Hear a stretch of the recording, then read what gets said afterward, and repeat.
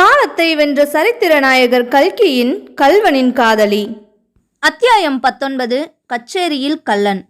மகாஸ்ரீ மகாகணம் பொருந்திய முத்தைய பிள்ளை அவர்கள் நாளது ஜூலை 20 புதன்கிழமை ராத்திரி 11 மணிக்கு உம்முடைய வீட்டுக்கு விஜயம் செய்வார்கள். அவர்களை தக்கபடி உபசரித்து வரவேற்பதற்கு சித்தமாயிருக்க வேண்டியது. கொஞ்சமாவது அலட்சியமாய் இருப்பதாய் தெரிந்தால் கடுமையான சிற்றை அனுபவிக்க நேரிடும்.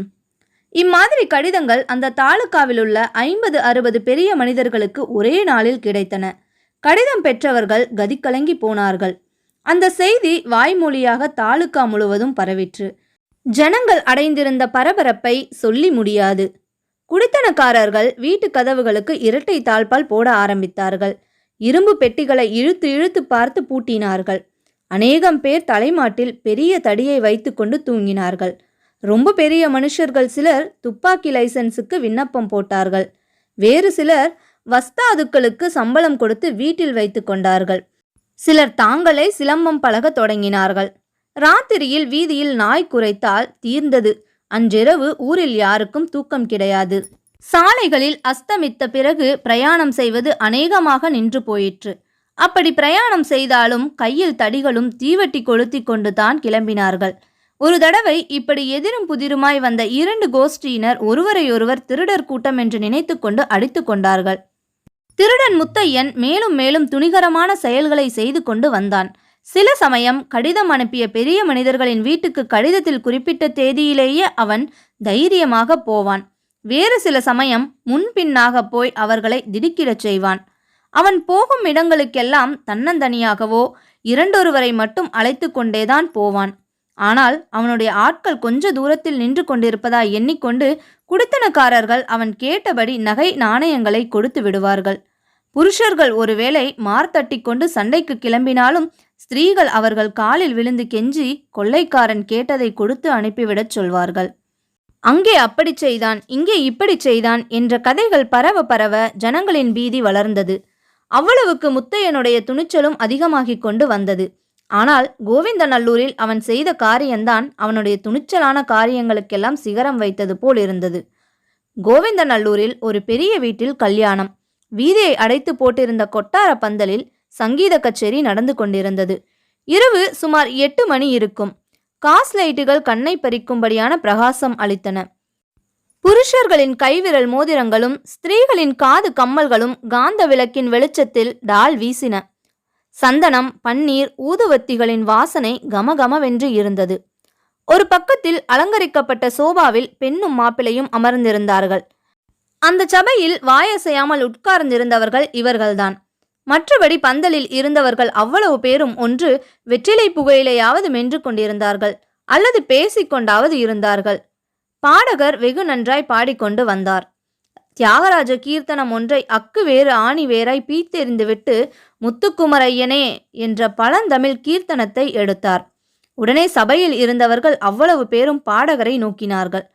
ஒரு நிமிஷ நேரம் சபையில் நிசப்தம் குடிக்கொண்டிருந்தது. ஆனால் அடுத்த நிமிஷத்தில் அப்படி மௌனமாயிருந்ததில் வெட்கமடைந்தவர்கள் போல் அவ்வளவு பேரும் சேர்ந்தாற்போல் பேச ஆரம்பித்தார்கள். ஒவ்வொருவரும் மெதுவாய்தான் பேசினார்கள் என்றாலும் அத்தனை பேரும் மெதுவாய் பேசின சப்தம் சேர்ந்து ஒரு பெரிய பேரிரைச்சலாகி பாடகரின் பாட்டை மூழ்கடித்து விட்டது. அவர்கள் அவ்வளவு பேரும் பேசின விஷயம் ஒன்றே ஒன்றுதான். அது முத்தையனின் விஷயம்தான். இப்படி எல்லாரும் முத்தையனை பற்றியே பேசினார்கள் என்றாலும் அவர்களில் 2 பேருடைய பேச்சை நாம் முக்கியமாக கவனிக்க வேண்டியிருக்கிறது. அவர்கள் நமக்கு ஏற்கனவே அறிமுகமானவர்கள். ஒருவர் பூங்குளம் தர்மகத்தா பிள்ளை, இன்னொருவர் ஷாஷா திருப்பரங்கோவில் மடத்து கார்வார் சங்கு பிள்ளை. அந்த பயலுக்கு நம்ம ஊர்தான்னா, பாலியத்திலிருந்தே ரொம்ப துஷ்டன். நான் அப்போதே சொல்லியிருக்கேன், இந்த பயல் பெரியவனாய் போனால் தீவட்டி கொள்ளை அடிப்பவன் என்று என்பதாக தர்மகத்தா பிள்ளை கூறினார். நான் சொல்றேன் கேளுங்கள். எல்லாம் இந்த போலீஸ்காரர்களின் கையால் ஆகாத தனம்தான். இவனை நான் நன்னா உதச்சி போலீஸ் ஸ்டேஷனிலே கொண்டு விட்டேன். போலீஸ்காரர்கள் கையால் ஆகாமல் அவனை தப்பிச்சுக்க விட்டு விட்டார்கள் என்று கார்வார் பிள்ளை சரடு விட்டார். ஆமாம், போலீஸிலே கூட அவனுக்கு யாரோ உடந்தை. அதனால்தான் அவனை இதுவரையிலும் பிடிக்கவில்லை என்கிறார்களே என்றார் தர்மகத்தா.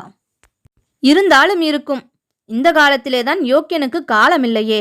திருட்டு பயல்களுக்குத்தானே காலமாயிருக்கு. திருப்பரங்கோவில் சப் இன்ஸ்பெக்டர் மட்டும் மாற்றலாகாமல் போனால் இவனை பிடிக்க முடியவே போறதில்லை.